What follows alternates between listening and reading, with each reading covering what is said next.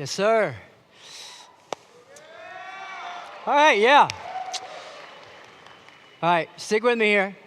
To rebel is to go against. To rebel is to go against. To disobey is to disregard and is to invite destruction. To obey is to choose to live in freedom. And to advocate is to stand and fight for someone else. 1 John 2:1. John, who walked, talked, touched, listened to, saw Jesus nailed on a cross, dead, buried, raised again, writes this to all of the Christians everywhere at that time. He says this, "My little children, I'm writing these things to you so that you may not rebel, go against God's desire, so that you may not disobey, to invite destruction into your life and around your life." In the hot summer of August 2015 in Crestwood, Kentucky, I discovered something horrifying. See, in the darkness, everything on the outside looked pristine and clean and perfect, but underneath, in the darkness, an evil was growing, multiplying, burrowing, embedding itself. And my boys and I were outside one day, and I saw the evil. These little things were coming out of the ground. They were like yellow jackets, right? And they were like coming out of the ground. And one came up at me and I was like, "Whoa!" I swung at it. I didn't get stung. So I did what every Kentuckian does. I went and grabbed a can of gasoline. And I went up to the hole at night when they're docile, when the evil is asleep, okay? And I poured almost a gallon of gasoline into my yard. And I said, "Boys, this is how you take care of a problem." And I went, shoo, boom, and I blew up my front yard, and I took care of the evil. And I looked at my sons, who were at that point 8 and 6 years old, Keegan and Cole. And I said, "Boys, I want to tell you something. Listen to your father's instruction." Proverbs 1. Can we read that verse real quick? Proverbs 1. Is that up there? Proverbs 1. Is that up there? Hear, my son, your father's instruction. Do not forsake your mother's teaching. Indeed, they are great. They're a graceful wreath on your head. If you listen to me, boys, if you do what I say, if you obey my commands, if you listen to me, I've got life for you. I've got life to the full for you. I want to protect your arms, your ears, your eyelids, the back of your calves. Right there is the worst place to get stung. Listen to me. If you see a hole in the ground, don't go near it. September 2015. I pull into my driveway. And it's been a great day. I'm a youth pastor, and so I had a great day of browsing Facebook and making t-shirt designs, and, that's what everybody thinks we do all the time. And so, it was perfect. I had a latte, and I met with some people, and I high-fived a bunch of people. It was great. And then I came home. I pulled in the driveway. I opened up my car door, and I heard it. No! And this metal is clanging everywhere. And I walk back to the back porch, my back porch area. I look over the hill, and there is my oldest son screaming bloody murder. There are metal things flying. My youngest son is screaming at the top of his lungs, and they are taking off their clothes, running through the yard. They're being attacked by a swamp. I'm like, I don't know what's happening. Is somebody chasing them? Has my neighbor gone crazy? Is there a rabid coyote, fox, chicken on the loose? Are they chasing? What is happening? I have chickens, and they are mean, especially roosters. They come up and beep, and it's crazy. And so I'm like, "Well, Bo, what is going on? What is going on?" And they're like, "Ah!" Have you ever been attacked by a swarm of yellow jackets when you're 8 and 6 years old? And so I'm pulling out the hose, and I'm like, "Ah!" And I'm like, "Don't touch me." And they're ripping off their clothes, and I pull them inside, and I did what every good father would do. I took a picture and put it on Instagram.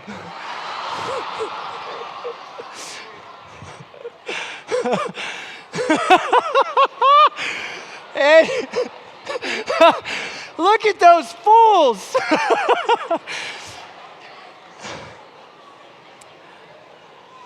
My oldest son, who is in his underwear, sitting on the stool, convinced his younger brother to take these metal pipes that they found in my yard and to go around our yard disregarding my commands. And he's like, hey Cole, it's gonna be so cool if you just stick that hole into stick that pole into every hole on the ground. Let's just see what happens. And they just go around, back. And what happened, right?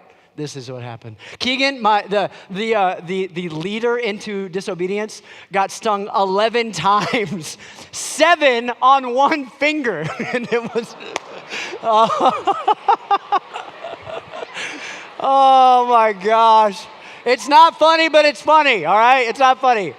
We put it on. We put some ice on it. Good thing he's not allergic. It was fine. All right. My little children. My little children, I write this to you so that you do not rebel, so that you do not disobey. Because rebelling is to go against my heart. Rebelling is to go against what I have for you. Disobeying is to disregard my wisdom and my love and my instruction for you. And it's to invite destruction onto your right index finger. Can I ask you a real question? In the back of your mind, as I'm talking about that, what rebellion have you found yourself in? What disobedience are you walking through? See, because this is what sin does. Sin is rebellion and disobedience. And when we start to convince ourselves, it looks so good, and the adventure and the risk and the feeling and the emotion and the high and the whatever, and we just say, I'm just going to go this way, disregard, invite destruction, rebel, to go against. And it gets us kind of chained up, kind of in shackles. Tanner was born into a house, and his earliest memories were of a mother who fell asleep early at night and a dad who was very angry. See, at that age, he didn't recognize that the alcohol abuse was putting his mother to sleep. And the anger that his dad felt towards him and towards his entire family was because their marriage was falling apart. He grew up and he didn't feel safe in his own home.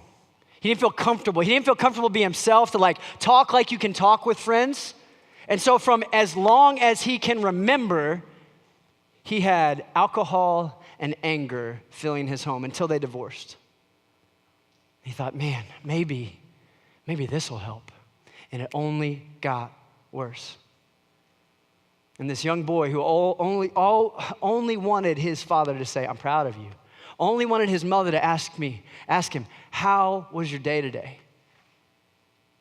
Got nothing, got no security, got no significance. And so to feel that pain, he started to rebel on his own accord. That first time he was given a drink, he had his mom the picture of his mom passed out on the couch in the back of his mind. But something just told him to do it. They'll like me. I'll find significance from my friends, from the status, from the party. He started to drink. But he was good at football. So he didn't get any of the hard stuff because they test him for that. But the alcohol he could get away with. And on the field, he was amazing. Stud athlete, like he was a center. He was affirmed and accepted and celebrated and lifted up in everything. So he threw himself into football every single day. It was a safe zone. When he's there, nobody's yelling at him, nobody's passing out. But then on the weekends, life of the party. And I sat down with him and he said, dude, none of it works. When I drink till I'm blacked out, I wake up and I feel more empty. When I throw myself into football, it's great for a moment, but now I'm graduating and I'm I'm playing college football, but what am I doing? None of it works. None of it fills. And the rebellion and disobedience done to him led to rebellion and disobedience that he lived out. And it invited destruction into his life, and it invited destruction into those around him. He left a destructive path of fights at parties. You've seen them. Those videos that everybody texts around. Oh! There's an individual with a soul behind that who is longing for something better. Emily came home, and her mother had been sick for a while, and they couldn't figure out what was going on, so she went in for tests, and she was super anxious about it, but she was convinced that it was going to be okay until her mom sat her down and said, it's stage 4, it's terminal. And so Emily, the oldest in the family, did everything that she could to keep everything together. Like giving the news, passed over the news that your mom is going to die. She stands up and she's like, I'm gonna be strong, I'm gonna be perfect, I'm gonna keep this together, I'm gonna be spiritual, I'm gonna go to church, I'm gonna serve in middle school, I'm gonna go on mission trips, I'm gonna be perfect, I'm gonna look perfect, and I'm just gonna handle this perfectly. But she began to wake up and she could barely catch her breath. Her chest was just so tight and heavy. It felt like her heart was just like racing all the time, and her mind was going a mile a minute, but she had to just keep the smile on. Show up to do the thing. Say the right prayer. And so she just said, man, I am riddled with anxiety. I am riddled with perfectionism and performance. And I am a mess, and I am chained to this, and I don't know a way out of it. For Nathan, it started with curiosity. The friends on his lacrosse team were talking about it all the time. And so one night that his parents weren't home was the first time that he clicked, and a whole world opened up to him. And he was ashamed. But that click led to another and led to a habit of hiding, pursuing, seeking out, into a full-blown addiction at 15 years old.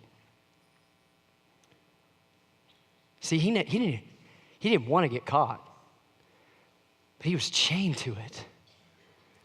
It got so bad that he's trying to send in an assignment to a teacher, and he sends the wrong link. Talk about being drugged into the light and your rebellion and your disobedience exposed. See, he sat across the table and he said, I'm just embarrassed and ashamed and addicted, and I feel like I've just got shackles around my wrists and I don't know what to do. I've tried everything. Holland was this cute little girl. But she joined this cheerleading team, and there were these other little girls who were kind of popular, when you're 8, 9, 10 years old, and they start to turn mean. Girls, y'all mean sometimes. And Holland, she would always look at that group and think, if I could look like them, laugh like them, talk like them, be like them. And she developed this habit of comparing herself to others. And that habit grew into this, I'm looking in the mirror, and I don't see what my parents tell me. And I don't see what I know God says of me. And so this lie took root, and she began to starve herself. She developed an eating disorder.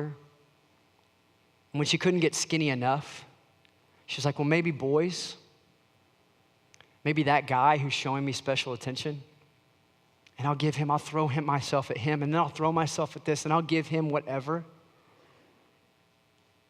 She sat across the table. She just said, I just don't know what to do. I feel like I'm in chains. Dawson was on a trip a month ago and came on, and he got onto the bus, and he looked for somebody who would invite him to sit next to him. He would go to school every single day and he would think, who am I going to sit with at lunch and who's going to say hi to me? And he started to develop these feelings of just, I am alone and invisible. I'm not at that tier. I'm not athletic. I'm not into academics. I sit at home and I play Fortnite like for hours and hours and hours. But still, even talking about it with friends doesn't fulfill me because they don't even listen to me. He started to develop these thoughts of like, I wonder if anybody would even notice if I disappeared. And he sat down with someone and he said, I just can't shake this thought. It's like I'm in chains. It's like I don't know what to do. I'm in shackles.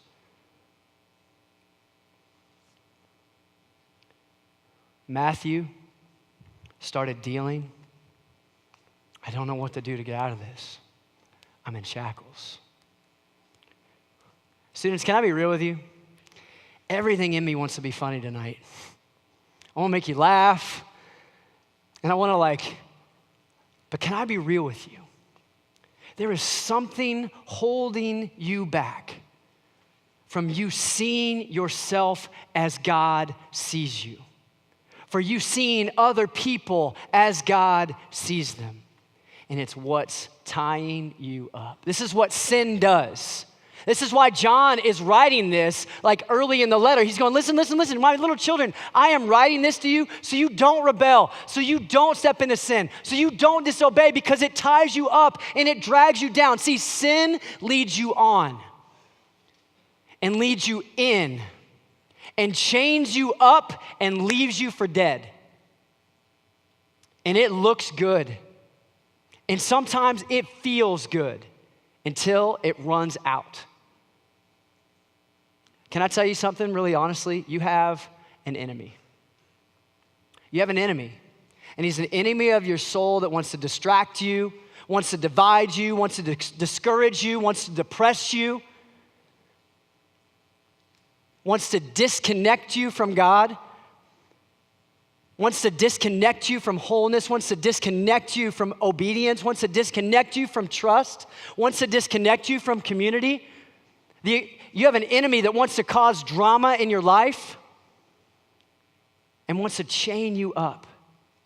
And so he'll do whatever he can to say, yeah, hey, shh, this is going to be awesome, bro. It's going to be awesome. Like, you come to this party, there's this girl, they're going to hook you up together. It's going to be amazing. Yeah, come here.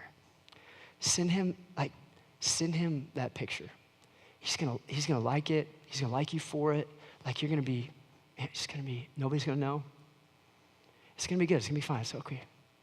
You guys really, really like each other. You might love each other. It's okay. You just click on that. Nobody. It's just everybody does it.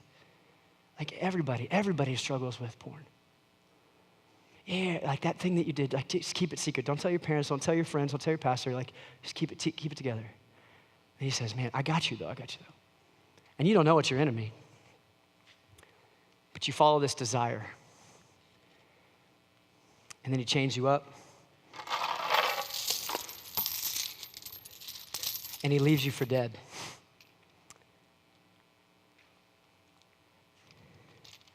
What's chaining you up? See, John says this in 1 John 3:8. John says this. Can you throw that up there for me? 1 John 3:8. It says, whoever makes a practice of rebellion, of disobedience, is of the devil. Now listen, devil is a funny word. Sometimes people just throw it around, but I want to, the word literally translates to accuser. To accuser. Whoever makes a practice of rebellion and disobedience is of the accuser. See, he points at you and he says, you're not worth it. You're alone. You're isolated. You're a son of an alcoholic. You're a daughter who nobody likes. Like, you're just a girl who's not beautiful. And he accuses and accuses and accuses to drag you into disobedience, to drag you into rebellion, to chain you up. and leave you for dead. But this is the reason that the Son of God appeared, and it was to destroy the works of the accuser. John says this in 1 John 2:1. He says, listen, I'm going to open up my Bible because I like to read from it. You should have a Bible. You should read from it. It says this, 1 John 2. He says, and if anyone sins, we have an advocate with the Father, Jesus Christ the righteous. If anyone sins, we have an advocate. You have an accuser that tries to convince you into disobedience and rebellion, that chains you up, that leaves you for dead, that leads you on, that leads you in, and that leaves you for dead. But John writes, listen. But if you do sin, don't listen to the accuser, because the accuser wants to keep you in it, wants to keep you chained to it, wants to keep you convinced that you're never gonna break out of it, wants you to feel like the depression will always be there, that you cannot overcome it. He wants to tell you that relationship is just it's the best you can do. And that sin just isn't as bad. So just stay in it and stay clicking. Can I tell you something? Friends, I'm just a little farther down the road from you. This is me too. You have an accuser who wants to lead you into sin, into rebellion, into disobedience, chain you up, and leave you for dead. But John writes, if you rebel, if you disobey, you have an advocate. To rebel is to go against.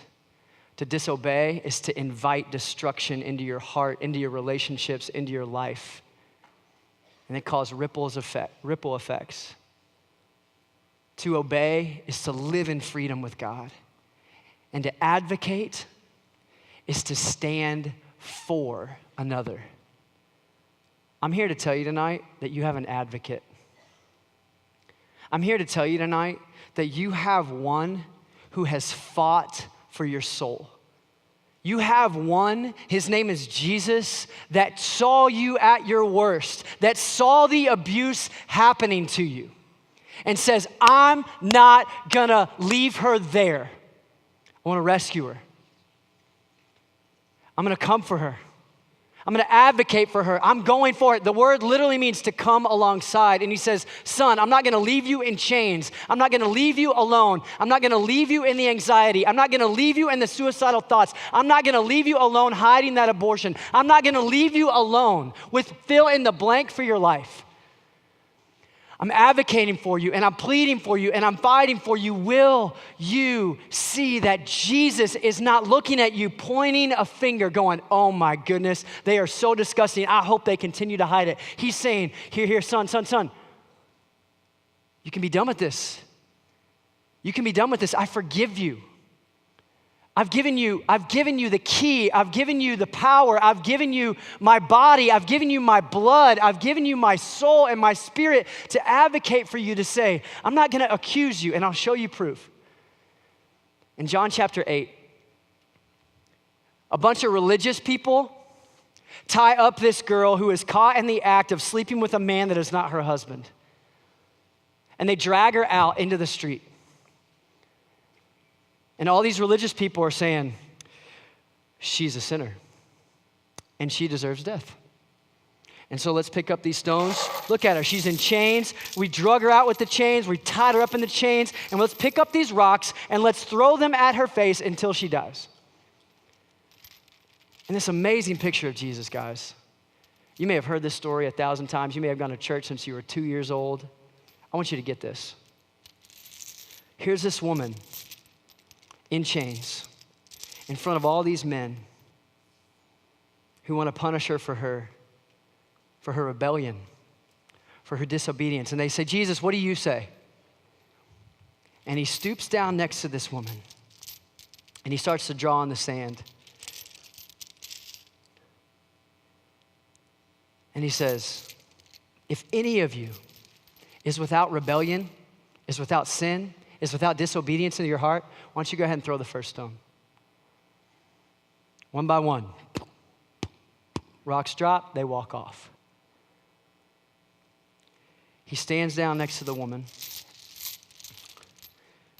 Put yourself in this story. He stoops down next to the chained up in pornography. He stoops down next to the one who has that habit, who he keeps going back to, the relationship that doesn't honor God. He stoops down next to the one who's addicted to that substance, who tries to numb the pain. He stoops down next to the one who's bullying. He stoops down next to fill in the blank, and he looks at her, and he says, where are your accusers? Where are those who condemn you? He says, neither do I. I don't accuse you. I'm not going to point my finger at you. I'm not going to shake my fist at you and say, you're so gross.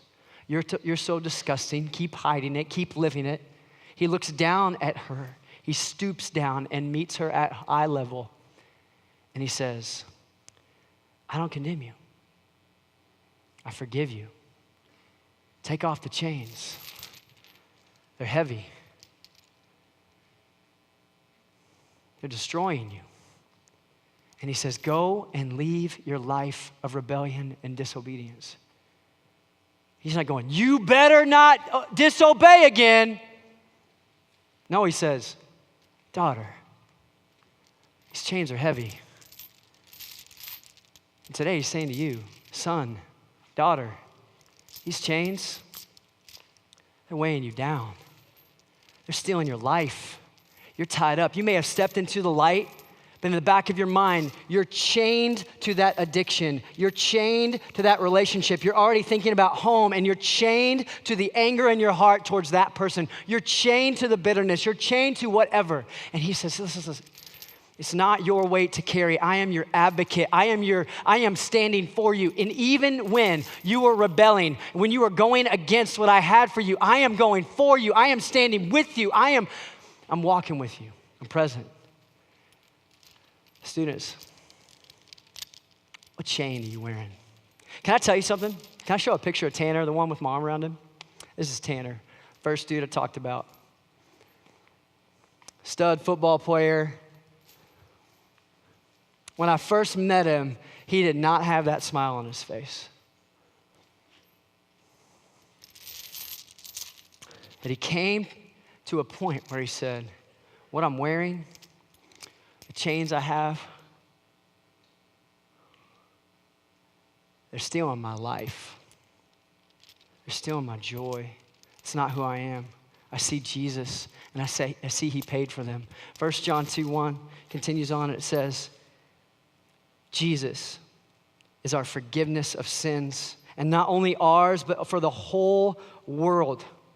He goes, Brent, dude, I was always ashamed to show up at church because of what I did the night before. And now I see that I can be free of these and I can live a different way. I got to baptize him in the Atlantic Ocean last week. And he came out, yeah.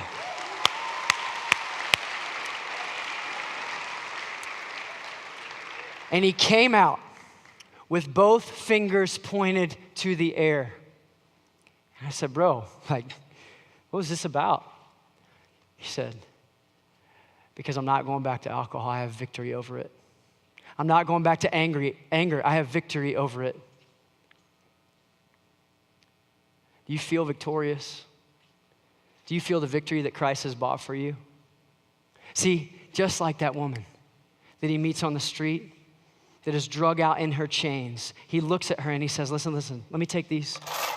And let me take these off of you. I'm going to advocate for you. I'm going to take them off of you. I'm going to put them on the cross. I'm going to die for your sin. I'm going to die for your mistakes. I'm going to die for your rebellion. And just trust me. Trust me. Trust me. I have life for you. Obey. Listen to me. Obedience is to live in freedom. Rebellion is to go against. Disobedience is to invite destruction. But if you listen to me, if you obey your Savior, he has life for you. Is what you're doing right now working? Can I ask you guys to be really courageous in this moment? I'm just going to ask you to be really bold and really honest. I want you to get in your mind, am I going to be honest and am I going to be bold? If you're in this room tonight and there's a habit that you just feel chained up in, that is leaving you dry, that is destroying your heart, would you stand up? Would you be bold and stand up?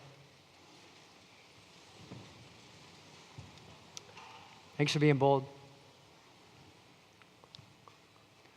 Thanks for being honest. You can sit down. Thank you. If you're in this room tonight,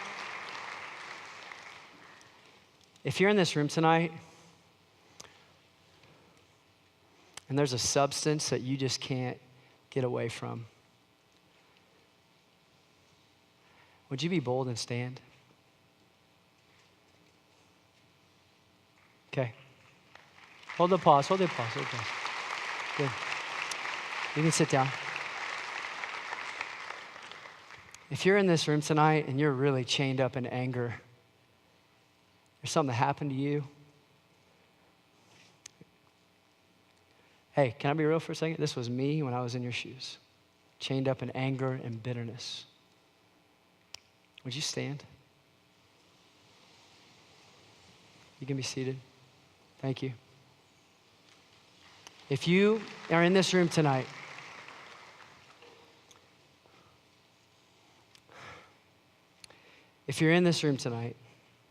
this one's going to take some boldness. And there's a relationship that you're in. He might even be here. And it's leading you away into disobedience, and you're chained up in it. Would you stand? Okay, thank you. You sit down.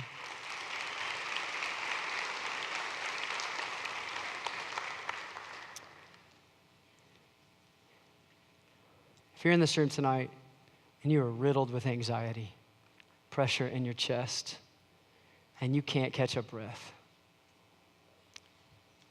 would you stand? Let's hold the applause for just a second. If you're in this room tonight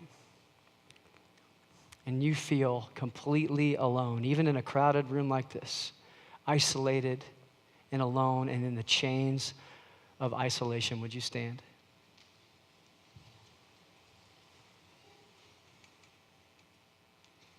If you're wrestling with depression and just chained to it, would you stand? Everybody can you can keep standing.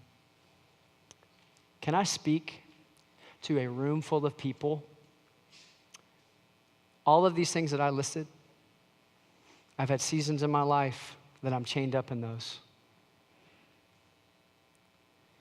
I've got one right now that I'm battling. Can I tell this room, you and I have an advocate who's fought for us, who stands with us, who is not against us, but is for us and sees the chains that we're wearing and weeps over us and says, son and daughter, you don't have to carry the load. Would you walk through the doors of forgiveness and freedom? Would you fix your eyes on me and let me take these off? Let me take these off. Let me buy your freedom. You can be seated.